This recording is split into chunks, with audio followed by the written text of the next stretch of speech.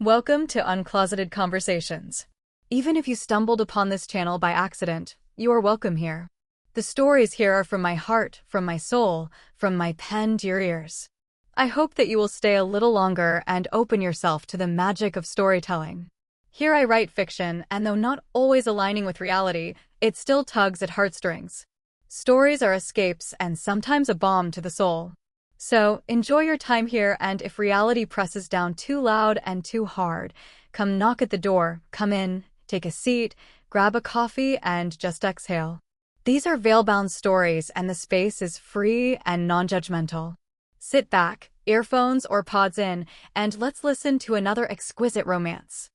Keys to the heart. Some legacies are measured in gold, others in love. A fortune, a team, and a love that couldn't be contained. When Sahar Shamaun inherits a mysterious cabin and a set of jewels with instructions from her late grandfather, she embarks on a journey that will test her integrity, challenge her dreams, and ignite a passion she never expected. Delivering treasures to honor promises she didn't think she could keep, Sahar discovers that true legacy isn't in wealth, but in the lives she touches. And in Quinn Cunningham, a brilliant CEO, she finds more than an ally. She finds a love that could change everything. From dusty basements to floodlit fields, Keys to the Heart is a tale of ambition, courage, and a romance that scores at every base. Chapter 1. The Inheritance. Sahar Shamaun sat alone in the attorney's reception area, 15 minutes early for the reading of her grandfather's will. She wasn't surprised. She was always early. For meetings.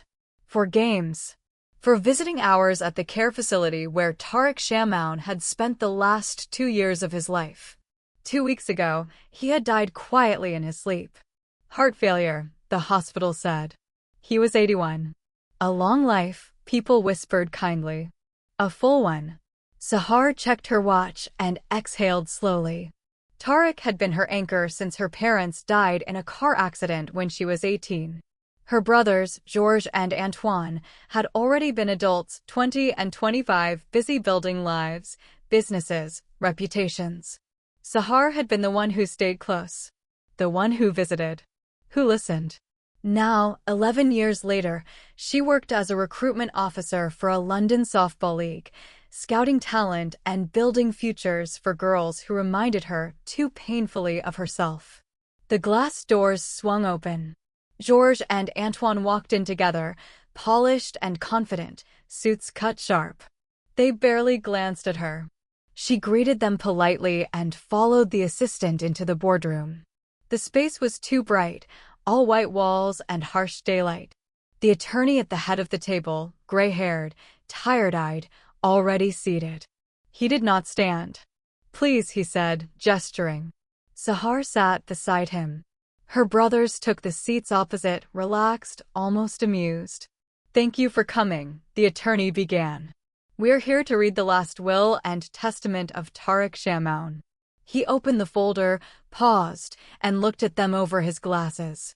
I ask that you hold all questions until the end. They nodded. He cleared his throat. For my grandson, Georges Shamaun, I leave the company he currently runs, all associated shares, and the house in Cambridge. George smiled. He expected nothing less. For my grandson, Antoine Shamaun, I leave the car dealership, the panel shop, and the house in Camden. Antoine leaned back, satisfied. The businesses and properties will be held within a trust. They must be run with integrity and honor.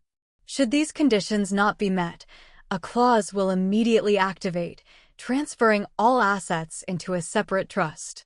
Sahar's pulse picked up. She waited. Surely now. For my granddaughter, Sahar Shamaun. She straightened. I leave the cabin in Rye. The folder closed. Silence. A cabin? The word echoed hollowly in her chest.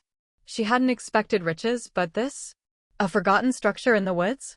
Her brothers stood almost immediately, laughter spilling out as they clapped her on the shoulder. Shame, little sister, one of them said as they walked past. The door closed behind them. The attorney slid an envelope across the table. Inside lay a single rusty key. Sahar stared out the window at the city below, cars rushing, lives colliding, while somewhere beyond London, a cabin waited. And whatever it held. Chapter 2. The Cabin in the Woods. The drive to Rye felt longer than it should have. 2 hours later, Sahar stood in front of what could generously be called a cabin. Once, maybe. Now it was a tired skeleton of timber and rust, leaning into the woods as if asking permission to fall. "Really, Granddad?" she muttered. "This?" She pushed the door open. It creaked in protest. Inside, dust coated every surface. Time had stopped here, furniture frozen mid-breath, air thick with neglect.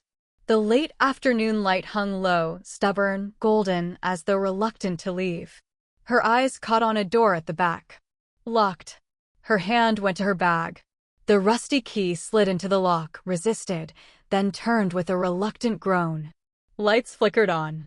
Basement stairs descended into shadow. When she stepped onto the third stair, the door behind her slammed shut. Her breath caught. At the bottom, shelves lined one wall, transparent containers stacked neatly, each filled with jewels and gold that glinted softly in the dim light. In the center of the room stood an antique safe. Beside it on a small table, an envelope. Her name. Tarek's meticulous handwriting. Her hands trembled as she opened it. "Sahar, my darling. If you are reading this, I am gone, and you are standing exactly where you need to be." Tears blurred her vision. "These jewels and this gold are not mine. They belong to old friends. Promises made in darker times. You are the only one I trust to make this right." She looked up. Labels. Addresses. For sections. An old-age home. A homeless shelter. A children's hospital. A veteran center. Soldiers from all sides of a forgotten war. "You left everything to them," she whispered. "And gave me this?" She slid to the floor and cried quietly, deeply, for the man she loved, for the impossible weight he'd placed in her hands, for the integrity he believed she carried. An hour later, she stood. She wiped her face. She would deliver every box. And then she would walk away, unaware that the cabin and the safe still locked had other plans entirely. Chapter 3. The First Promise. The first address took Sahar south, closer to the city's old bones. The care home sat on a quiet street where time seemed to slow out of respect, brick walls softened by ivy, windows polished by decades of watching the world pass by. The sign out front read St. Elias Residential Home, the lettering modest, almost shy. Sahar parked, rested her forehead briefly against the steering wheel, and breathed. One box sat on the passenger seat beside her. Heavy. Modest in size. Its label handwritten in her grandfather's careful script. For Nabil Haddad. My brother in all but blood. Inside the foyer, the air smelled faintly of disinfectant and tea. A woman at reception smiled warmly. "I'm here to see Nabil Haddad," Sahar said. "I believe he's expecting something." The smile softened. Room 12. End of the hall. Nabil was sitting by the window when Sahar knocked. He was smaller than she expected, folded into a wheelchair, but his eyes, sharp, dark, alive, lifted instantly. "Yes," he said, voice gravelly. "My name is Sahar Shamaun," she said gently. "I'm Tarek's granddaughter." For a heartbeat, the room went utterly still. Then Nabil laughed, a broken, joyous sound that seemed to rise from somewhere deep in his chest. "That old fox," he murmured. He always did have a sense for timing. Sahar placed the box on the small table between them. Nabil didn't touch it at first. He just stared at the handwriting, fingers hovering like a prayer. "He told me," Nabil said softly. "He said, if I go before you, it will come back to you." Not a day late. Tears gathered in his eyes as he opened the container. Jewels caught the light, emeralds, rubies, gold worn smooth by history. Not flashy. Not greedy. Earned. He kept his word, Nabil whispered. Even after 50 years. Sahar swallowed. "He trusted me to return it." Nabil looked up at her then, really looked. "Of course he did. You have his spine." He reached for her hand, his grip surprisingly firm. Your grandfather was an honest man in dishonest times. He never took more than he gave, never broke a promise, and never forgot the people who stood beside him when the world burned. Sahar felt something inside her settle. Not lighter, but steadier. When she stood to leave, Nabil pressed a folded piece of paper into her palm. For the road, he said. And for when doubt starts talking louder than memory. Outside, the sun dipped low, gilding the street in gold. One delivery complete. One promise honored. And somewhere deep beneath the woods, an antique safe waited, patient, listening. Chapter 4. The Words That Travel. Sahar didn't open the note right away. She sat in her car for a long moment, the engine off, the care home in her rearview mirror. The late afternoon light slanted through the windscreen, dust motes drifting like unspoken thoughts. Finally, she unfolded the paper. The handwriting was not her grandfather's. It was older, firmer. The letters pressed deep into the page, as if carved rather than written. Child, if you are reading this, then Tariq has kept his word, and so have you. What you returned today was never about wealth. It was about survival. About men who came home with empty hands, but full memories. Your grandfather understood that honor is not loud. It doesn't announce itself. It simply shows up again and again, until it becomes legend. Do not doubt the weight you carry. It was chosen for you because you're strong enough to walk with it and gentle enough not to misuse it. The road will test you. Let it. NH. Sahar exhaled slowly. For the first time since the reading of the will, something in her chest loosened. Not relief. Recognition. She folded the note carefully and slipped it into her bag. Then she drove back to the cabin. The woods greeted her differently this time. Less abandoned. Less hostile. As if the trees had leaned closer while she was gone, curious about her decision. The cabin door opened without complaint. Down the stairs she went again, the basement lights humming to life like they'd been waiting. Sahar stood before the shelves and let her gaze travel over the remaining containers. The second one was larger. Heavier. Its label written in the same steady hand. For those with no roof but the sky. She swallowed. This one would not be delivered to a single person. This one would be shared. Spent. Turned into warmth and food and second chances. She lifted it carefully, muscles straining, the weight real and undeniable. As she turned toward the stairs, she felt it again. That sense of being watched. Not threatening. Observant. Sahar paused, heart ticking louder than the lights. Get a grip, she murmured to herself. She carried the container up, unaware that every step forward was pulling invisible threads tight, threads that would soon lead her to an unexpected life. The cabin door closed behind her. The second promise was in motion. Chapter 5. Where the Night Sleeps. The shelter didn't announce itself. No bright sign. No welcoming banners. Just a converted warehouse tucked between a tire shop and a boarded-up cafe, its brick facade scarred by time and weather and indifference. Haven House, the plaque read.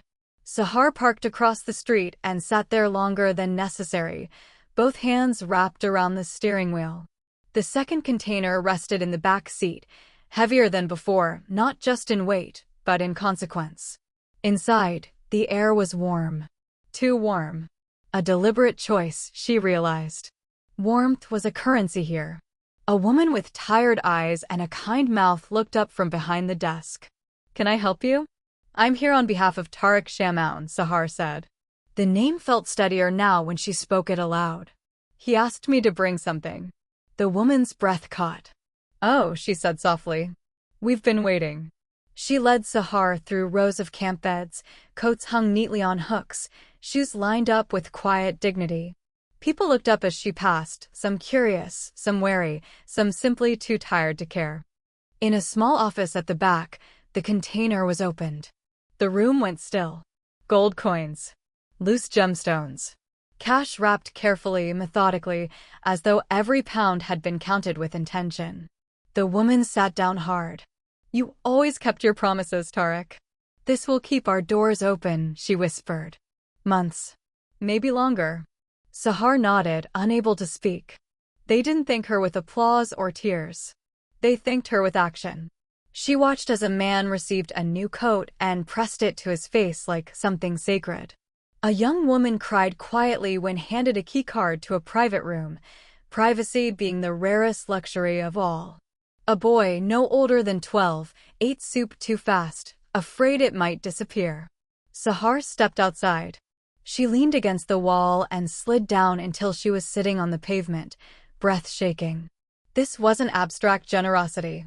This was heat and food and the difference between surviving and disappearing.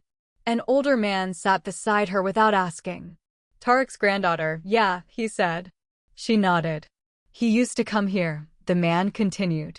Never made a fuss. Never wanted his name on the wall. Just said, everyone deserves a soft place to land at least once. Sahar covered her mouth. He was a good man, the man said simply. When Sahar drove away, the city looked different. Sharper. Louder. Less forgiving. She realized something then. She would never be able to unsee this. Never unknow it. And that was the point. Back at the cabin, dusk settled like a held breath. The basement shelves were emptier now. Only 2 containers remained. The safe stood untouched, patient as a witness who knows the ending but refuses to spoil it. Sahar rested her hand against the cool metal and whispered, "I'm doing it, Granddad." "I promise." The woods answered with silence. Because some doors only open once the last promise is kept. Chapter 6. The Smallest Hands. The children's hospital rose like a promise made of glass and steel.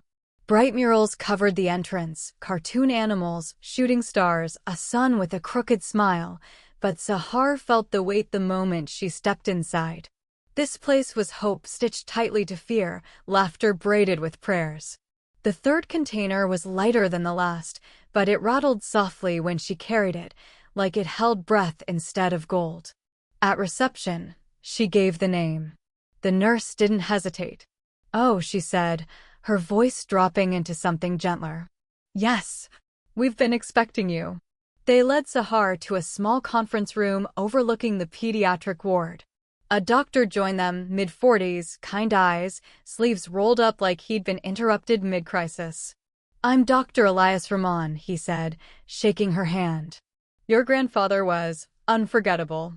Sahar smiled faintly. "That sounds like him." The container was opened. Silence followed, not the stunned kind, but the reverent kind. Funds earmarked for machines. Rare medications. Family accommodation. Names written neatly on a list taped inside the lid. Dr. Rahman sat down slowly. He came here every year, he said. Never during visiting hours. He didn't want to be thanked. He wanted to see where he can add value. He gestured toward the glass. He paid for our first neonatal ventilator. A chemotherapy wing renovation. 3 children who would not be here without him. Sahar's throat tightened. He told us once, the doctor continued, children don't owe the world strength. The world owes them mercy. Tears slipped free before Sahar could stop them. A small knock interrupted them. A girl stood in the doorway, bald, bright-eyed, clutching a stuffed rabbit missing one ear. "Dr. Eli?" she asked. "Yes, Layla." The girl looked at Sahar. "Are you the lady with the treasure box?" Sahar laughed softly through tears. "I suppose I am." Layla stepped forward, pressed a sticker onto Sahar's sleeve, a crooked star. "For luck," she said seriously. "You look like you need it." Sahar knelt to her level. "Thank you. I'll keep it forever." When she left, she didn't rush to the car. She stood in the sun and let it warm her face, grounding her back in the living world. Back at the cabin that evening, only one container remained on the shelf. One promise left. The safe gleamed faintly under the lights, closer now. Listening. Sahar touched the sticker on her sleeve and whispered, "You were right, Granddad. This matters." And somewhere in the quiet, something old and patient smiled. Chapter 7. The Ones Who Came Back. The Veterans Center stood on the outskirts of the city, far from hospitals and schools and places people preferred to remember. Concrete. Low windows. A flag faded by sun and neglect. Phoenix House, the sign read. Someone had painted over an old emblem beneath it. Not erased, just covered. Sahar arrived just before dusk. The last container waited in the boot of her car. The heaviest of them all. Not in size, but in history. She lifted it carefully, her arms straining, her breath steady only because she refused to let it break. Inside, the air smelled of coffee, metal polish, and old smoke that no amount of cleaning could quite remove. A man at the desk looked up. His posture was military out of habit, not allegiance. "You're late," he said, not accusing. Observant. "I'm right on time," Sahar replied quietly. "I'm here for Colonel Youssef Dartsi." On behalf of Tariq Shammoun. The man froze. Then he stood. "They're waiting for you." The room beyond was large, sparse. Men sat scattered, some in wheelchairs, some leaning on canes, some standing too close to the walls like they still expected to be shot at. They were old soldiers. Rebels. Men who had fought on different sides of the same broken ground. Youssef Dartsi stood at the center. Broad shoulders gone slightly stooped, eyes sharp enough to cut glass. He looked at Sahar for a long moment. "You have his eyes," he said. She set the container down. No one spoke as it was opened. Inside lay gold, weapons melted and recast into bars, medals stripped of insignia, money wrapped with surgical care. He said, Youssef murmured, that war takes everything, but honor decides what gets returned. One man laughed bitterly. Another wiped his eyes with the back of his hand. Tariq kept us alive, Youssef continued. Not with guns. With choices. He helped men escape when they no longer believed in the cause they were bleeding for. He looked at Sahar then, truly looked. He never chose sides. He chose people.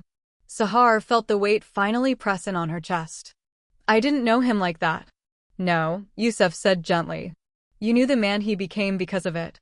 They showed her the rooms funded by his quiet contributions, therapy spaces, prosthetics, addiction programs, funerals paid for without names attached. One of the men stepped forward, his hands shaking. He said if he ever sent it back, the man whispered, it would mean he trusted the future. Sahar broke then, not loudly. Just a few tears slipping free as she nodded. Outside, night had fully claimed the sky. When Sahar returned to the cabin, the shelves were empty. Every promise kept. She stood alone in the basement, the hum of the lights loud in the silence. Then, footsteps. Measured. Unhurried. A man stood at the bottom of the stairs. Tall. Still. Watching her as if she'd just crossed an invisible line. He held a small, old key between his fingers. "You're done," he said calmly. And somewhere deep in the walls, something ancient and mechanical shifted. The safe was awake. Chapter 8. What was always hers. The man didn't move closer.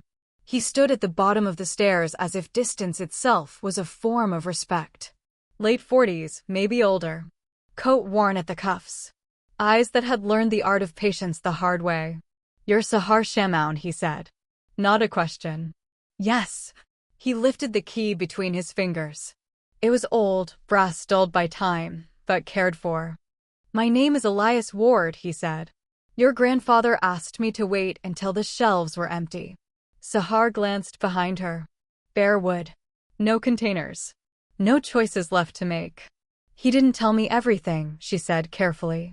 Elias nodded. Of course not. He needed the test to be clean. He stepped closer now, stopping beside the safe. Its surface gleamed faintly, almost warm. Tariq Shammoun lived long enough to know one thing, Elias said. Money reveals people. It doesn't change them, it unmasks them. Sahar folded her arms, steadying herself. He knew temptation would be enormous. Jewels without witnesses. Gold with no paper trail. Enough to disappear forever. Elias met her gaze. He also knew he could not trust anyone else. Not your brothers. Not me. Not even himself, toward the end. "Why me?" she asked quietly. "Because you stayed," Elias said simply. "When it cost you time. When there was nothing to gain." He called that integrity. He called that honor. Elias handed her the key. Everything in that safe is yours, he continued. It only activated once every promise was fulfilled. No exceptions. No shortcuts. Sahar's fingers closed around the key. She knelt before the safe. Her hands didn't shake. The key slid in smoothly, as if it had always known her. She turned it. The lock disengaged with a deep, resonant click. Lights flared softly inside the safe. Screens awakened. Paperwork slid forward on hidden rails. Elias stepped back. Inside lay documents, sealed envelopes, digital displays confirming accounts and holdings. £2 million, immediate release. £1 million, trust fund, active. Equity holdings, 5 multinational companies, unlocked. Sahar stared. Not in disbelief, but in understanding. This was never a reward, Elias said quietly. It was a confirmation. She reached for the final envelope. Tarek's handwriting. My darling Sahar. If you are reading this, then you have done exactly what I hoped and exactly what I knew you would. Wealth is not what we take. It is what we protect. Now build something honest. And do not let anyone tell you you are given this. You earned it. Love, Granddad. Sahar pressed the letter to her chest. For the first time, the inheritance felt heavy in the right way. Not a burden. A responsibility. Elias cleared his throat. One more thing. One of the companies you now hold a controlling interest in will request a meeting. Soon. Sahar looked up. Which one? Elias smiled faintly. It will reveal itself.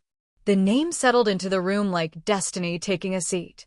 And somewhere beyond the woods, Quinn Cunningham was already moving toward the collision neither of them could avoid. Chapter 9. The Doors She Opened. Sahar sat on the edge of the cabin's creaking stairs, the night outside stretching around her like a blanket. The last container had been delivered, the safe had unlocked, and yet the world outside the woods felt different, more immediate, more vivid. She pulled the envelopes and notes from the safe onto the floor, reading them again. Then she thought of the faces she had seen. Nabil Haddad, whose eyes had glimmered with gratitude at the care home, who spoke of her grandfather as though Tarek himself were standing in the room with her. The men and women at the homeless shelter, whose warmth and relief had painted her heart with humility and quiet wonder. Dr. Rahman and the children at the hospital, whose laughter and courage had made her realize the difference a single life could make. The veterans at Phoenix House, who had lived through war, regret, and survival, and yet found dignity through Tarek's unseen generosity. Each delivery had been a key. Not just a key to boxes or safes, but to something bigger. Sahar leaned back against the wall, letting her eyes drift to the empty shelves. The wood was bare now, but the weight of what had been there still lingered, like echoes in a cathedral. I get it now, she whispered. Every action, every choice, it wasn't just about them. It was about me understanding what it means to honor someone, to keep a promise, to carry integrity. She reached out, touching the brass handle of the safe, now still and quiet. In her mind, she could see the chain of doors, every container, every delivery, every life touched. Each had waited for her to act, each had unlocked a piece of the next until now. And it wasn't just the riches, or the inheritance, or the thrill of being the one trusted. It was the impact her grandfather had left on the world, quiet, deliberate, transformative, and she had been the one chosen to witness it, to continue it, to feel it. Sahar let herself close her eyes, letting the weight settle. Her chest lifted as if for the first time. There was power here, yes, but the true gift was the echo of a life well lived, the proof that integrity could survive even the darkest temptations. A breeze stirred through the cabin, carrying the scent of old wood, dust, and possibility. She opened her eyes, a small smile playing on her lips. Thank you, Granddad, she murmured. I see it now. Every door, every life, all of it mattered. And in the basement, the safe remained silent, patient, and satisfied. Sahar stood. The night outside was vast and dark, but she felt the warmth of all she had seen, all she had done, and all she had yet to build. The legacy was hers, yes, but it was more alive than any gold or jewel could ever be. Chapter 10. An Unexpected Inbox. Sahar stepped through her flat door in London, shedding her coat and the weight of the last deliveries like armor. The city buzzed beyond the windows, lights blinking, cars honking, people moving as if nothing in the world could hold meaning. But for her, everything had shifted. She felt the echo of every life she had touched today. Gratitude, relief, hope, they weren't just abstractions anymore. They were proof of what her grandfather had built, quietly, and what she had carried forward. Her phone buzzed on the kitchen counter. A small envelope icon glowed. New email. The sender, Quinn Cunningham. Subject, Congratulations, Miss Shamoun. Sahar raised an eyebrow. She didn't know anyone named Quinn Cunningham. Yet, something about the tone of the subject line demanded attention. She tapped open the message. Dear Miss Shamoun, I understand that you are now the owner of a controlling interest in Cunningham Sports Group. It is rare to inherit more than assets, rare to inherit the responsibility to continue a vision. I would like to schedule a meeting to discuss your involvement and any questions you may have regarding the company. Please let me know a convenient time. I will make myself available. Regards, Quinn Cunningham, CEO, Cunningham Sports Group. Sahar blinked. A controlling interest. The words tasted both foreign and inevitable. She leaned back in her chair, fingers hovering over the keyboard. The room was silent except for the hum of the refrigerator. Her mind drifted to the safe, now empty. To the shelves that had held promise and legacy. To the people whose lives she had touched. And now, Quinn Cunningham, a woman she didn't know, was part of that chain, part of the world her grandfather had prepared her to step into. She typed a reply, measured, careful. Dear Miss Cunningham, thank you for your email. I am available to meet this week. Please advise a time that suits you. Kind regards, Sahar Shamoun. She hit send and exhaled.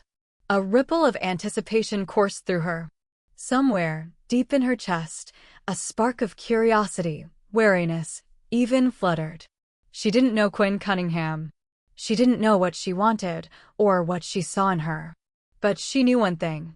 She had kept every promise. She had proven her integrity.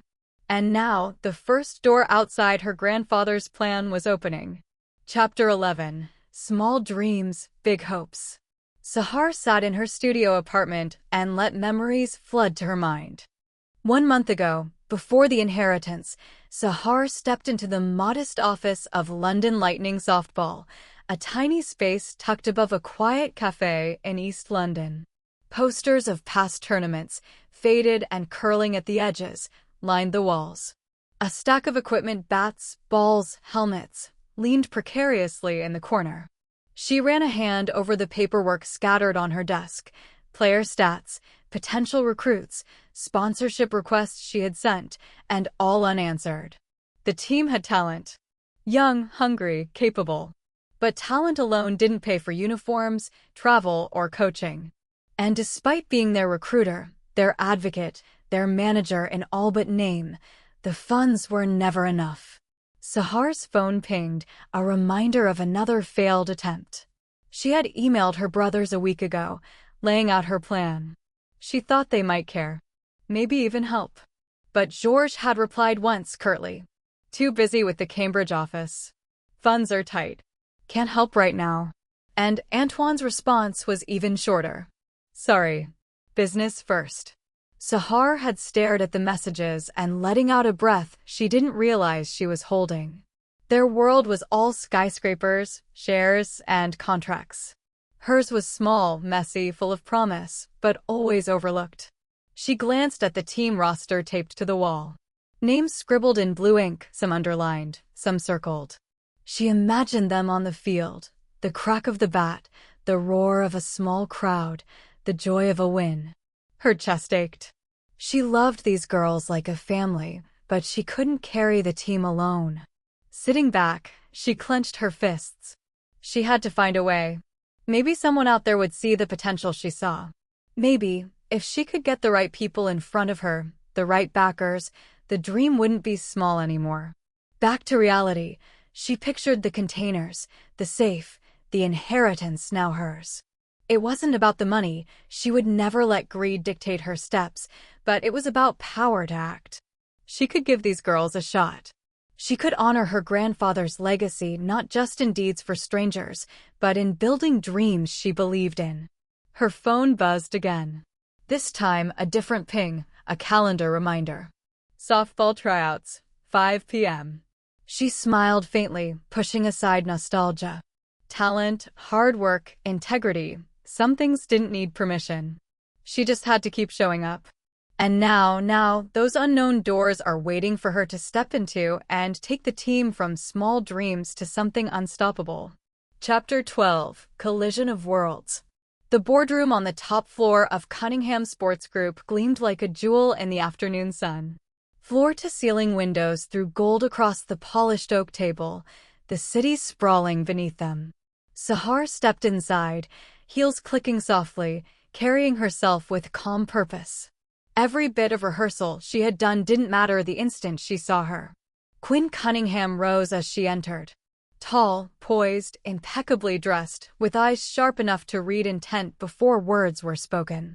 There was an intensity about her, not the kind that intimidated, but the kind that recognized. "You must be Miss Shamoun," Quinn said, voice smooth, but carrying an edge that made attention unavoidable. "Yes," Sahar replied, extending her hand. "Thank you for meeting with me." Quinn's grip was electric, yet firm, confident, deliberate. She let go, holding Sahar's gaze a heartbeat longer than expected. "I've reviewed your profile. Recruitment, team management, your work with the London Lightning softball team is impressive. But I understand you've recently acquired a stake in the company." "Yes," Sahar said carefully. "Through family inheritance. I'm still learning the full scope." Quinn nodded, eyes assessing, unwavering. Sudden responsibility is disorienting. But potential? It's obvious when it's real. Integrity? That doesn't hide. Sahar blinked. His words felt disarming, professional, yet piercing in a way that seemed almost personal. "I'm here to understand your intentions," Quinn continued, sliding a folder toward her. "Cunningham Sports Group has always invested in youth, in future talent. I see you do too. That's no coincidence." Sahar let herself breathe, keeping focus. The London Lightning team has talent, but little support. They need guidance, coaching, resources. "The London Lightning softball team," Quinn said, her tone carrying both admiration and challenge, "is exactly the kind of initiative this company has always wanted to support. And now, you have the authority to make it happen. That's no small responsibility, Ms. Shamoun." Sahar held her gaze. "I intend to use that authority wisely. To invest in youth, talent, and integrity, exactly what Cunningham Sports Group stands for." A faint, approving smile touched Quinn's lips. "Then perhaps we are aligned, at least in vision. But I will warn you, majority stakeholder or not, this company has a rhythm. It has momentum. And while you now own the orchestra, conducting it effectively is another matter entirely." Sahar let the word settle. Respect. A challenge. A recognition. Quinn wasn't trying to intimidate her. She was sizing her up, acknowledging her capability, and testing her resolve. "I understand," Sahar said. "I'm prepared to lead, to listen, and to act. And I hope, Ms. Cunningham, that we can achieve more together than either of us could alone." Quinn's eyes softened, just slightly, but the intensity remained. "That's the first correct answer. The next ones, we'll discover in time." Sahar met her gaze. Something in that calm certainty, no arrogance, just command, made her pulse quicken. She reminded herself, this is business. Professional. That's all. But under the polished veneer of spreadsheets and strategies, a spark ignited. The collision had begun. And the first spark wasn't just opportunity. Quinn recognized her drive, her integrity, her vision, the same vision her grandfather had believed in long before anyone else. Sahar left that room with a folder full of possibilities and a quiet sense that the world she had inherited was not only larger than she imagined, but infinitely more alive. And Quinn Cunningham, professional, sharp, unwavering, was already standing firmly in the path of everything she would build. Chapter 13: Partnership in Motion. Sahar stepped into the Cunningham Sports Group office again, this time with purpose tempered by humility. The title of controlling shareholder weighed on her lightly, not as a crown, but as a responsibility. She didn't want to come in swinging authority. She wanted to make a difference. Quinn stood near the windows, arms crossed, observing her with that familiar, measured gaze. Her posture was relaxed, confident, but there was that spark in her eyes, the spark of someone ready to test limits without forcing them. "Miss Shamoun," Quinn said, voice smooth and welcoming. "Good to see you again. I've had the team running operations exactly as before flawlessly, but I wanted to meet so we can discuss your plans for London Lightning softball." Sahar smiled, feeling a weight lift. "I don't want to disrupt what's already working. You've built this company into something incredible. I just want to help where I can. Make a difference for my team." Quinn nodded, almost approvingly. "That's exactly why I think we'll work well together. I've always believed in empowering the people who care, not just those who own." She gestured to the table. "Let's go over what you need: contacts, resources, introductions. I can put you in touch with sponsors, equipment providers, trainers. Anything to give the team a fighting chance." Sahar exhaled softly, the tension of expectation easing. That would mean a lot. These girls have talent, but opportunities are scarce. They just need someone to believe in them. "And that's exactly what I see in you," Quinn said, voice softening just enough to catch Sahar off guard. "You've already proven you can follow through. You deliver. You act with integrity." Sahar felt warmth creep into her chest.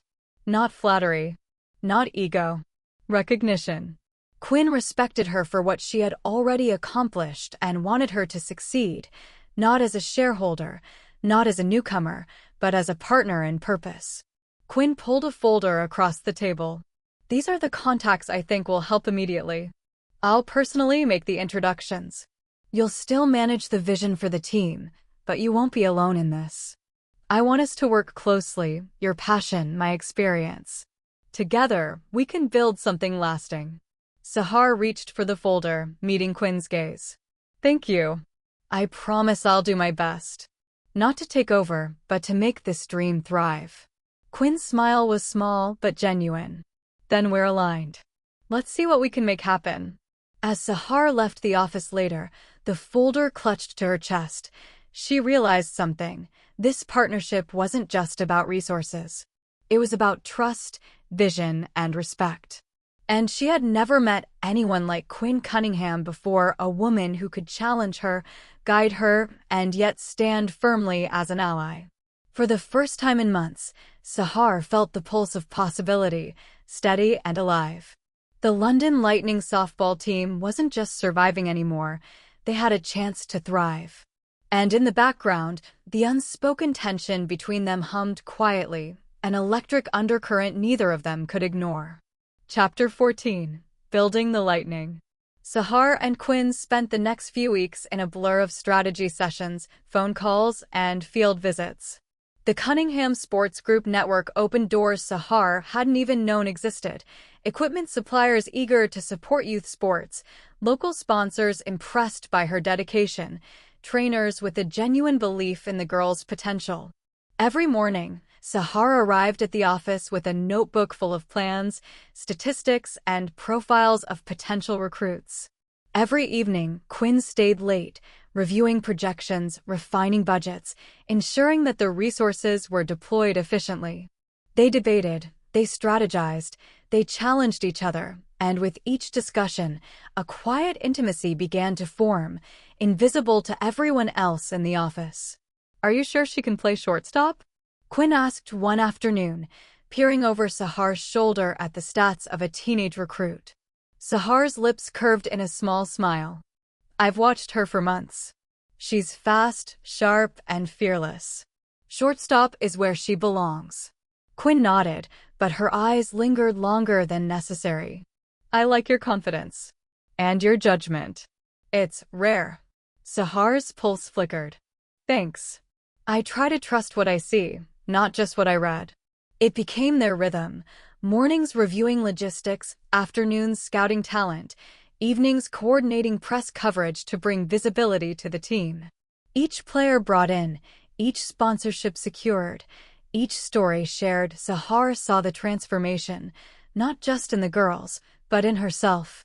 The London Lightning softball team was finally thriving, and with Quinn's guidance, they were being seen, heard, and respected. But beneath the work, beneath the spreadsheets and field schedules, there was a current. A glance that lingered a second too long during a presentation. A shared laugh over a missed delivery. A brush of hands passing folders in the conference room. Sahar noticed it first, a warmth that wasn't professional, a pull she couldn't name but couldn't ignore. Quinn noticed it too, though her mask of CEO composure remained in place, controlled, deliberate. Late one evening, after a long day of interviews and tryouts, they sat side by side in the office, reviewing footage of the girls' practice. Look at her, Sahar said softly, pointing to a player making a perfect catch. She's good, really good. With the right guidance, she could make the national team. Quinn leaned in, her shoulder brushing against Sahar's. You've made this possible. You saw the potential before anyone else did. Sahar swallowed, heart fluttering. I couldn't have done it without your help. You opened the doors, Quinn. I just guided them through. For a heartbeat, neither spoke. The office hummed quietly around them, the lights of London beyond the windows, the soft click of keyboards, the scent of late-night coffee. Quinn's gaze softened, her voice low, deliberate. I've worked with a lot of people, Sahar. But very few inspire me like you do. Not just the vision, not just the results, but you. Your integrity. Your dedication. Your courage. Sahar felt heat rise to her cheeks, but she held Quinn's gaze. Thank you. That means more than you know.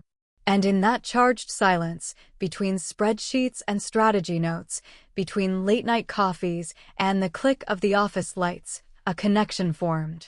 Not sudden, not forced, but undeniable. Together, they built more than a team. They built a partnership, strong, steady, full of respect, and quietly, almost painfully, full of desire. Chapter 15. Sparks in the Spotlight. The London Lightning softball team was no longer a small, struggling squad. Sponsors were calling. Local news outlets wanted interviews. Parents and fans were buzzing with excitement. Every milestone, the first perfect game, the first tournament win, the first scholarship offered, felt like proof of what Sahar and Quinn could achieve together. And yet, even as the team thrived, the tension between them grew, quiet and deliberate. One Thursday afternoon, they were reviewing a press release for the team's first national-level tournament. Quinn stood behind Sahar, her shoulder brushing against hers as she leaned over the laptop. You might want to move this paragraph up, Quinn suggested, fingers pointing at the screen. It gives the team's story more impact, shows the girls' growth right away. Sahar nodded, heart thumping slightly at the proximity. You're right. That makes sense. Quinn's gaze lingered, warm but precise. You have a knack for details. I can see why the girls respond to you. Sahar smiled faintly, typing the edits. They just need someone who believes in them. That's all. You believe in them, Quinn said, her tone softer now, almost teasing. Anne, I can tell you also believe in yourself. That's rare. Sahar looked up, caught in the weight of Quinn's eyes. Calm, confident, unyielding. And yet, there was something else beneath the surface, curiosity, admiration, an unspoken acknowledgement of the spark between them. The office phone rang, pulling them both back to reality, but when the call ended, Quinn leaned closer again. We've got visibility for the team next week. Sponsors, local press, even a televised interview. You'll be front and center because you're the one they trust, Sahar. Anne, I trust you. Sahar's chest warmed. Thank you, Quinn. That means a lot coming from you. She could feel it now, the quiet pull of proximity, of shared purpose, the unspoken acknowledgement that they were in this together. Not just for the team, but for each other in ways neither of them dared to name. Later, after a long day of practice and meetings, Quinn stayed behind to help Sahar review the roster for upcoming tryouts. They sat side by side, knees nearly touching, exchanging notes and debating strategies. Your attention to detail, it's impressive, Quinn said, glancing at Sahar with a faint smile. And it's clear the team respects you, even as they grow under my guidance. I hope you see it, you're shaping them as much as I am. Sahar looked down, brushing a strand of hair from her face. I do. Anne. I couldn't do it without you. You've made this possible. Every door you've opened, every connection, it matters more than you know. Quinn's eyes softened, and for a brief second, the polished CEO dropped just enough of her guard for Sahar to see a flicker of something more: admiration, attraction, curiosity. I've worked with a lot of people, Quinn said, her voice low, deliberate. But very few inspire me the way you do. Not just your vision, but the way you follow through. The way you care. That impresses me. Sahar felt heat rise to her cheeks, but held Quinn's gaze. The tension was a quiet drumbeat now, synchronized with their work. They were professional, yes, but every interaction, every shared decision, every moment of trust pulled them closer. And as the team prepared for their first major televised tournament, Sahar realized something. They were no longer just shaping a team, they were shaping a partnership that neither of them could ignore. Even in the polished, fluorescent-lit office, even under the hum of computers and the chatter of staff, the spark between the CEO and the recruiter was alive. Silent. Patient. Waiting for the moment it could ignite. Chapter 16. Victory and Voltage. The stadium was alive. Fans waving banners, the crack of bats echoing across the field, the smell of fresh-cut grass mingling with the nervous energy of young athletes. London Lightning had never played on a stage like this. Never with cameras rolling, sponsors watching, and scouts taking notes. Sahar stood at the edge of the field, clipboard in hand, heart thrumming. She watched her team move, fast, precise, fearless. Every drill, every practice, every late night spent coordinating logistics had led to this moment. Quinn stood beside her, arms folded, scanning the field with that familiar, precise gaze. But this time, the sharp edges were softened by pride. Look at them, Quinn said quietly. You built this. Sahar shook her head, laughing softly. We built this. I just guided them. You opened doors I couldn't even reach. Quinn turned her gaze to Sahar then, and for a heartbeat, the stadium, the noise, and the cheering faded. The sunlight caught her hair, made her eyes glint like polished steel. You did more than guide them, Sahar. You believed in them. That's rare. Sahar felt heat rise to her cheeks. She looked down at her hands, then back up, catching Quinn's gaze lingering longer than necessary. Thank you, she said softly, almost breathless. The game began, and London Lightning moved like a storm, unleashed, agile, coordinated, relentless. Every base stolen, every perfect catch, every powerful swing was a testament to the countless hours of effort and belief. And with each play, Sahar felt a mix of pride and disbelief. Her team was thriving, truly thriving. By the final inning, they were ahead. Just one more out between them, and the win would be theirs. The pitcher threw, the batter swung perfectly, and the crowd erupted. The scoreboard confirmed it: London Lightning 7, Rivals 5. Sahar's chest swelled with triumph, but she barely noticed the cheers around her. Instead, she felt Quinn's hand brush hers as they high-fived the team. The contact was brief, professional, but electric. A jolt that made her pulse quicken. Quinn's eyes met hers, sharp and steady. You did it. They did it. And, her voice softened, almost conspiratorial, you've earned the right to celebrate. Sahar laughed, heart racing, trying to calm the warmth rising in her chest. We all did this together. The girls and you. You made it possible. Quinn stepped closer under the stadium lights, lowering her voice. No, Sahar. You made it possible. I just helped open doors. You carried them through. That's why. I'm impressed. That's why. Her gaze flicked down at Sahar's hands, then back up. I can't stop noticing you.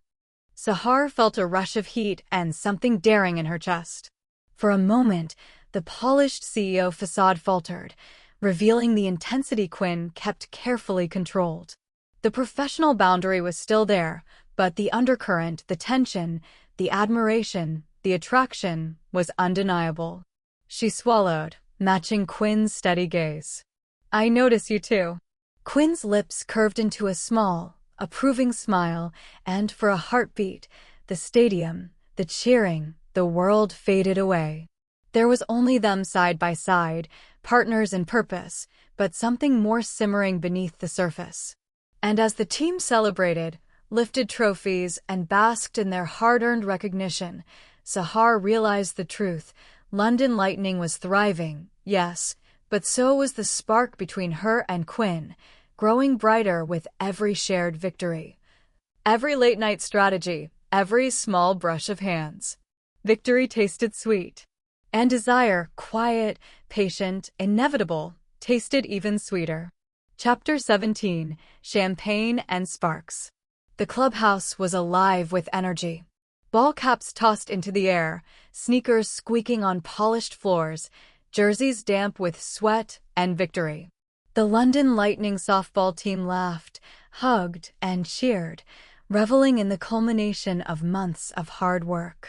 Sahar moved through the room, clapping hands, offering congratulations, her smile wide but her heart keeping one eye on Quinn. Quinn leaned against the counter, a glass of sparkling cider in hand, surveying the chaos with a faint, approving smile.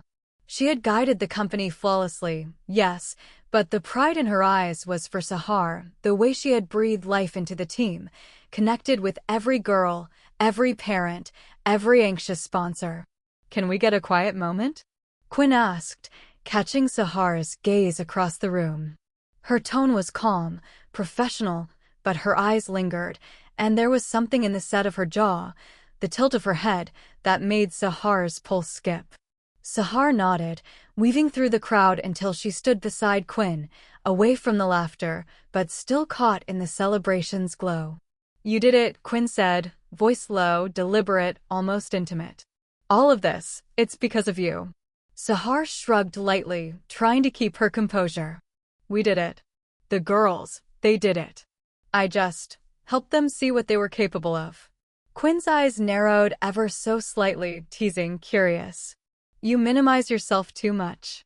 I've seen leaders before, Sahar, but very few inspire like you do.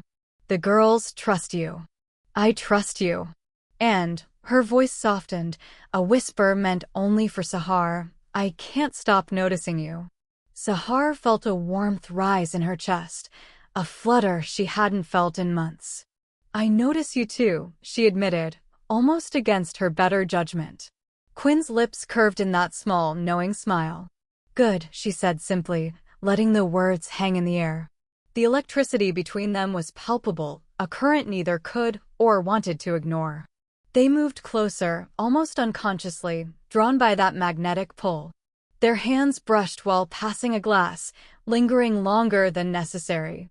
Every small gesture, every shared glance, stoked the tension simmering under professionalism. Sahar laughed softly, shaking her head.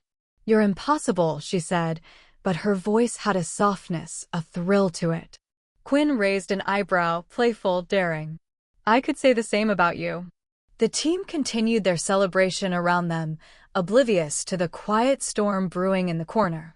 And as confetti was tossed, glasses clinked, and laughter echoed, Sahar realized something. This partnership wasn't just professional anymore. Not just about the team, or the company, or the victories. It was personal, urgent, electric, a connection neither of them could pretend was absent. Quinn tilted her head slightly. eyes catching Sahar's, and in that glance was a question. How far would they let this go? And Sahar, heart racing, knew without hesitation she wanted to find out. Chapter 18, Orbits. Even after the team had gone home and the clubhouse lights dimmed, Sahar found herself lingering by the empty field. The scent of grass and leather lingered in the air, mixing with the faint echo of laughter from the evening. She drove home content. Her phone buzzed. A message from Quinn. Hope you made it home safe. The team was a lot to you tonight. And so do I. Sahar's fingers hovered over the keyboard. She could respond casually, keep it professional, but her thumb paused. The pull was real, undeniable. She typed, deleted, typed again. I got home. And thank you, Quinn. You make it easy to do what I love. The phone buzzed again almost immediately. Good. That's rare. I've met many women who hide behind perfection, but you. Sahar read it twice before she let herself smile. You. Just one word, and it carried weight, curiosity, admiration, and something dangerous, desire.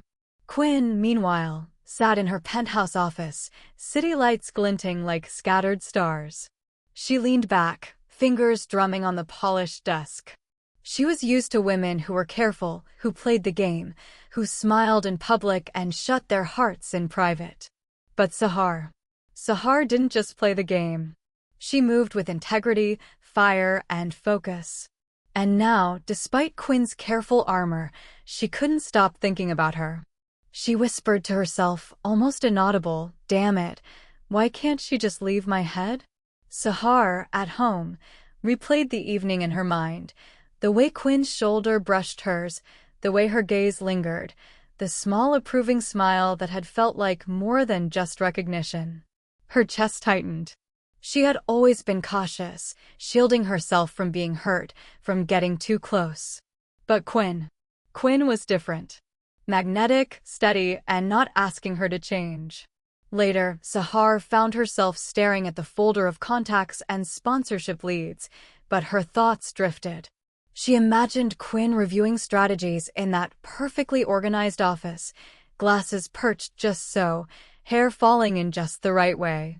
And every thought made her pulse quicken, every memory of the evening tugging at her chest. The truth was unavoidable. They were in each other's orbit now. Neither wanted to admit it. Quinn's usual composure felt stretched, fragile in a way she didn't like. Sahar's careful walls felt exposed, her heart skimming the edges of something thrilling and terrifying. And yet, for all the fear, for all the restraint, both knew that what they felt wasn't fleeting. It was patient, smoldering, inevitable. Sahar finally set her phone aside, heart still racing, and whispered to herself, "She's different. I can't stop thinking about her." Miles away, Quinn did the same, fingers brushing her desk as if reaching for Sahar. "Damn it," she murmured. "I don't do this, but I can't stop thinking about her." And in the quiet of their separate rooms, they both realized the orbit had begun. And soon, if they weren't careful, or maybe if they were, they would collide. Chapter 19, Late Nights and Quiet Confessions. The floodlights on the empty field cast long shadows, the turf glinting with dew. Sahar leaned on the railing, clipboard forgotten at her side, eyes scanning the empty diamond where London lightning had trained for hours. Her phone buzzed softly, a message from Quinn. "Done with contracts. Fields empty. Coffee?" Sahar smiled. "Yes. I'll meet you in the office." The office was quiet, the city lights spilling through floor-to-ceiling windows, painting the room gold and silver. Quinn sat behind her desk, glasses perched low, a cup of coffee steaming in her hand. Papers and contracts were stacked neatly, all signed, all ready, but the tension in the air was palpable. Sahar set her clipboard down and leaned against the desk, close enough for the warmth of Quinn's presence to brush against her own. "You've been working nonstop," she said softly. Quinn tilted her head, a faint smile tugging at her lips. "You've been out on the field nonstop. Seeing talent, shaping the team, guiding them. You don't take enough credit for yourself." Sahar laughed lightly, brushing a strand of hair behind her ear. I just want them to thrive. They don't need me to be noticed. I just want to help them find their way. Quinn's gaze softened, intensity melting into admiration. She leaned back slightly, letting the polished CEO mask slip just enough to show genuine warmth. You have a way of seeing potential not just in them, but in people. That's rare, Sahar. And it's why I can't stop thinking about you. Sahar's chest tightened. The confession wasn't dramatic, not forced, it was quiet, deliberate, yet electric. She took a small step closer, her hands brushing against Quinn's desk. I can't stop thinking about you too. More than I probably should. Quinn's smile deepened, almost mischievous, but her voice was gentle. Maybe we shouldn't, but here we are. They talked for hours that night, long after the contracts were reviewed, long after the spreadsheets and budgets were set. They shared stories of childhood, glimpses of fears, quiet admissions of hopes. Quinn spoke of polished exteriors, of people she had met who hid everything behind perfection. Sahar listened, feeling the weight of that experience, and understanding why Quinn admired her authenticity so much. Sahar shared her own fears, the instinct to protect her heart, to never let herself get too close. Quinn listened, no judgment, only patience, only care. And in the quiet, the city hum outside, they found themselves leaning closer, connecting across more than just the office table. A hand brushed a forearm, lingering. A laugh that lasted a beat too long. Eyes meeting across the scattered paperwork, holding for a moment, then dropping shyly. Every late night pulled them closer, not with words, but with presence, trust, and the unspoken understanding that neither wanted to let go. When the clock ticked past midnight, Quinn finally stood, moving closer to Sahar with a slow, deliberate step. "We should probably call it a night," she said softly, though the faint quiver in her voice betrayed her restraint. Sahar nodded, her own heartbeat betraying the desire in her chest. "Yeah, probably." For a moment, neither moved. The office felt impossibly small, impossibly intimate, as if the world had shrunk to the space between them. Quinn's hand brushed against Sahar's, light, tentative, and Sahar's breath caught. "Good night, Sahar," Quinn whispered, letting the electricity linger before letting go. "Good night, Quinn," Sahar replied, fingers tingling long after the touch ended. And as Sahar left the office, walking under the city lights, she realized something she hadn't admitted yet. Quinn had become impossible to forget. For her, for Quinn, for the first time in years, walls weren't protecting them, they were fading. Chapter 20. The Kiss. The floodlights cast long shadows across the field, empty now except for Sahar and the soft hum of the night. She adjusted her cap, eyes trained on the brilliant young pitcher she'd stayed late to coach. The girl's swing was precise, perfect, and Sahar's heart swelled with pride. When the last throw was caught, Sahar began gathering the scattered bats and balls, moving with careful precision. She didn't hear Quinn approach at first. "Mind if I help?" Quinn's voice cut through the night, calm, confident. Sahar looked up and froze for a heartbeat, the sight of Quinn in the soft glow of the floodlights, sneakers scuffing the turf, hair slightly loose, eyes that had always held warmth and sharp intelligence, now watching her with something else entirely. "Of course," Sahar whispered, trying to sound casual, but her chest was already tightening. They moved side by side, picking up balls and equipment, the silence between them alive with anticipation. Every movement was deliberate, yet effortless. Their hands brushed occasionally, sending sparks up Sahar's arm. Quinn didn't pull away. Neither did Sahar. As they reached for the same bat at the exact same time, their fingers touched. It was light, fleeting, but enough. Their eyes met, and the air shifted.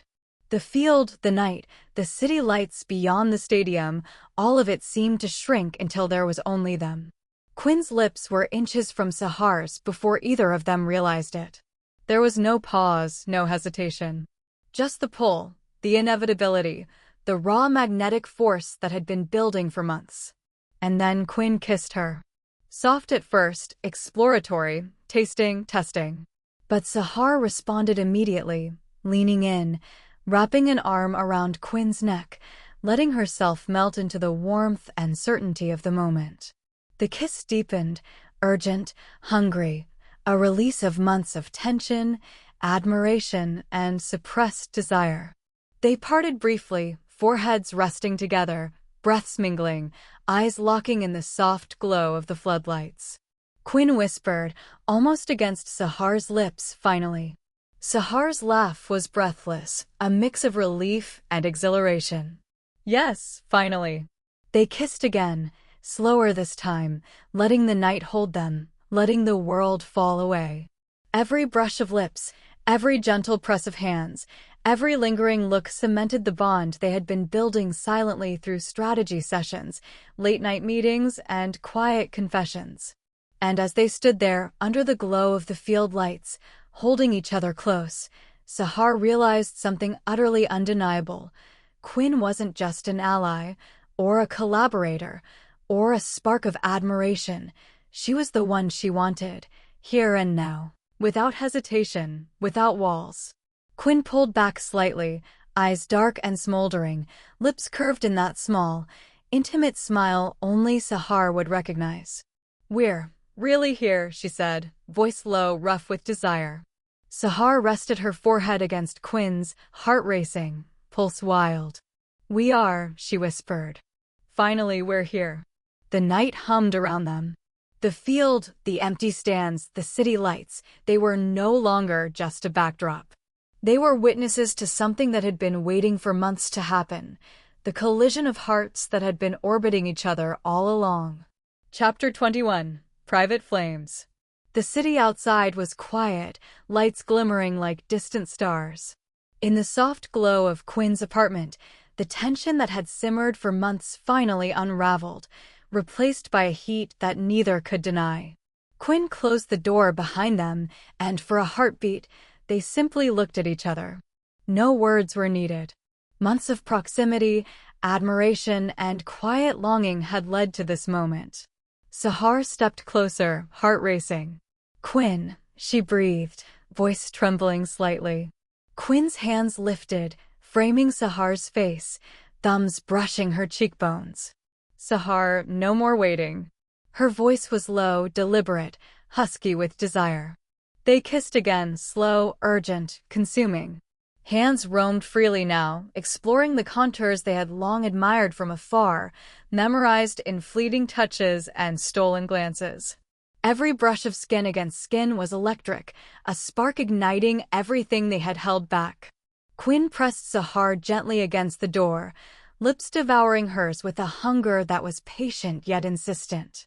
Sahar's hands tangled in Quinn's hair, pulling her closer, letting herself finally fall into the fire they had been dancing around. They moved together toward the living room, shedding layers of restraint as quickly as their clothes. Quinn's fingers traced every line, every curve, memorizing, worshipping, drawing soft gasps and whispered names from Sahar's lips. Sahar's body arched into Quinn's touch, every nerve alive, every heartbeat synced to the rhythm of their desire. They explored each other fully, tenderly, fiercely, as though the months of anticipation made every touch more urgent, more meaningful. When they finally collapsed together, bodies entwined, it wasn't just passion, it was trust, admiration, respect, and relief. They whispered each other's names in the quiet between kisses, laughter mixing with gasps, every movement a testament to the connection that had been building since the field, the office, the floodlights, the late-night meetings. Quinn held Sahar close afterward, forehead against forehead, breaths mingling. You're incredible," she murmured, voice soft but trembling with emotion. I've never felt like this before." Sahar smiled, heart pounding, eyes glistening. "Neither have I. And yet, it feels like I've been waiting for this my whole life." They lay together long into the night, exploring, laughing, whispering dreams and fears, letting the intimacy deepen beyond the physical.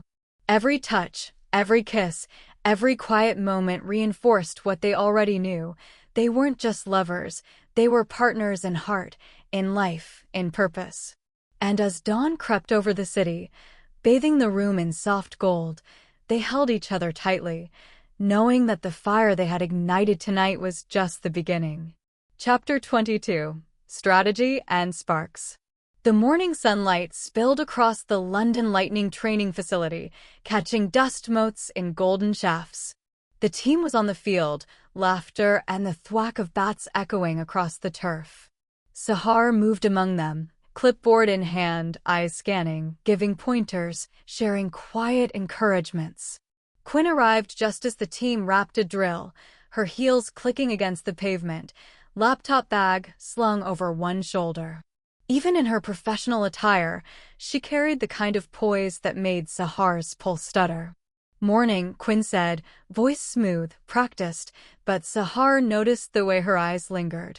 "Morning," Sahar replied, brushing a strand of hair behind her ear, trying not to betray the flutter in her chest. "Fields ready for strategy session?"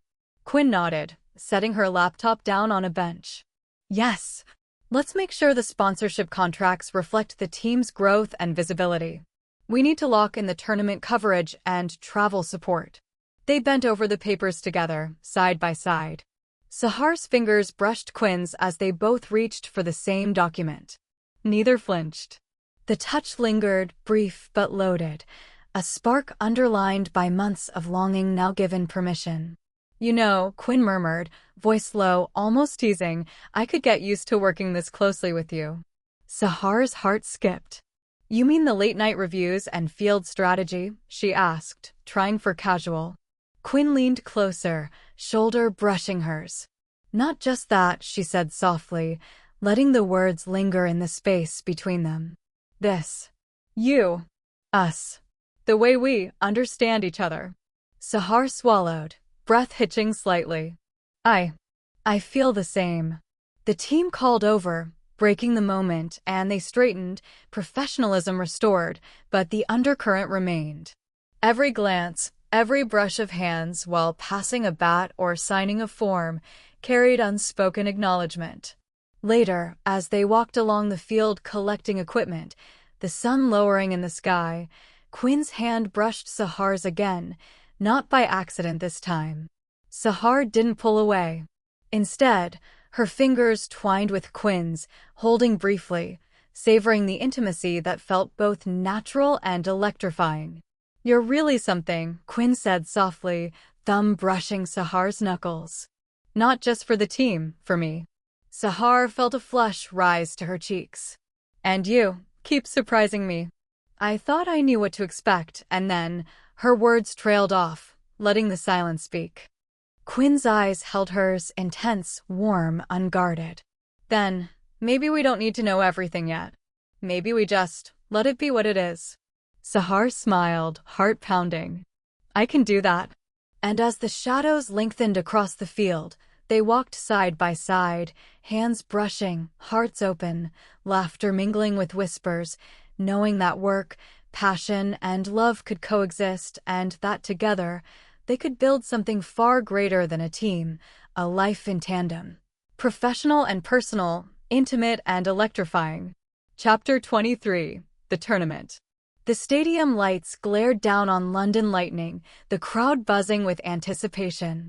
This wasn't just another game, it was the national qualifier, and scouts, sponsors, and media were all watching.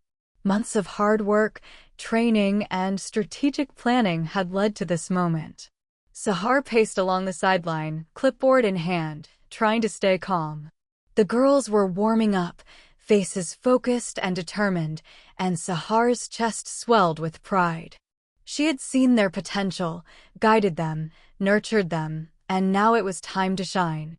Quinn stood beside her, tablet in hand, reviewing last-minute stats and contracts, but her gaze kept drifting to Sahar. She had watched her build this team from the ground up, earn the trust of every player, and orchestrate sponsorship deals flawlessly. And through it all, the quiet tension between them had deepened, unspoken but undeniable. "Ready?" Quinn asked softly, letting her hand brush against Sahar's as she passed her the lineup sheets. Sahar's breath caught, but she nodded. Ready. The girls are ready. And we're going to show them what they're made of. The game began with a roar from the crowd. London Lightning moved like a well-oiled machine, every pitch precise, every base stolen, every hit calculated. Sahar's eyes flicked constantly between the players and Quinn, their silent communication flowing effortlessly. A nod here, a glance there, and the girls responded like a single organism, fueled by confidence and trust. By the third inning, the score was tight. Rivals were fierce, aggressive, relentless. But London Lightning held their own, every player executing what they had drilled 100 times. During a brief pause, Quinn crouched beside Sahar on the bench, voice low. You're incredible. Look at them. They trust you. They follow you. They fight for you. Sahar smiled, her heart thudding. I couldn't have done it without you. Every contract, every connection, you made this possible. Quinn's fingers brushed Sahar's again, lingering electric. We make this possible together, she said, voice barely above a whisper, eyes locked on Sahar's. And you make me feel alive in ways I didn't think possible. Sahar's pulse raced. I feel the same. The game resumed, tension mounting with every inning. London Lightning's star pitcher executed a perfect strike, earning a crucial out. Cheers erupted, and Sahar allowed herself a moment to exhale, just as Quinn's hand found hers, squeezing lightly, grounding her, thrilling her. The final inning arrived. One last push. The crowd rose to their feet, the air electric. London Lightning needed one more run to secure victory. The girls played like champions, instincts honed, hearts fearless. And then, with a crack of the bat, the ball sailed into the outfield, perfect. The runner dashed, sliding safely into home base. The crowd erupted. London Lightning had won. The national qualifier was theirs. Sahar and Quinn embraced on the sideline, laughter and cheers mingling with their shared adrenaline. Quinn pressed a kiss to Sahar's temple, whispered, You did this. We did this. Anne, I want more nights like this with you. Sahar rested her forehead against Quinn's, heart still racing. Then we'll make them happen, she whispered, voice soft but certain. As the team celebrated around them, the two of them stood together, hands entwined, knowing that their triumph wasn't just about the game. It was about trust, partnership, and the fire that had been building quietly and now burned brightly between them. Chapter 24: Victory, Laughter, and Us. The banquet hall was alive with music, laughter, and applause. Trophies gleamed under the soft lights, banners waved proudly, and the London Lightning team, resplendent in their uniforms, soaked in the admiration of sponsors, fans, and media alike. Sahar moved through the room, hands clapping, cheeks aching from smiling so much. Every girl on the team had exceeded expectations, and every parent, every supporter, had seen their potential come to life. And she couldn't stop glancing at Quinn. Quinn, sleek and polished as ever, moved with a confident ease, glass in hand, but her eyes were locked on Sahar. She had orchestrated contracts, guided sponsorships, and nurtured every opportunity, and yet tonight, she let herself simply be present, letting pride and admiration shine in her gaze. As the awards were handed out, the team gathered around Sahar and Quinn, hugging, cheering, laughter echoing through the hall. The captain handed Sahar the team's trophy, and Sahar lifted it high, smiling through tears. We did it. All of you did it. Quinn stepped beside her, brushing an arm around Sahar's waist. You did it, she murmured, lips near Sahar's ear. You made this possible. You made all of this possible. Sahar turned slightly, meeting Quinn's gaze. The world around them blurred, cheering, laughter, applause fading into a soft background hum. Quinn's hand lifted to Sahar's cheek, thumb brushing gently. And now, Quinn whispered, voice low, I want a private celebration. Sahar's pulse quickened. I think that's exactly what I need. Later, the banquet emptied, leaving the two of them alone in a quiet corner. City lights spilled through the windows, casting a warm glow.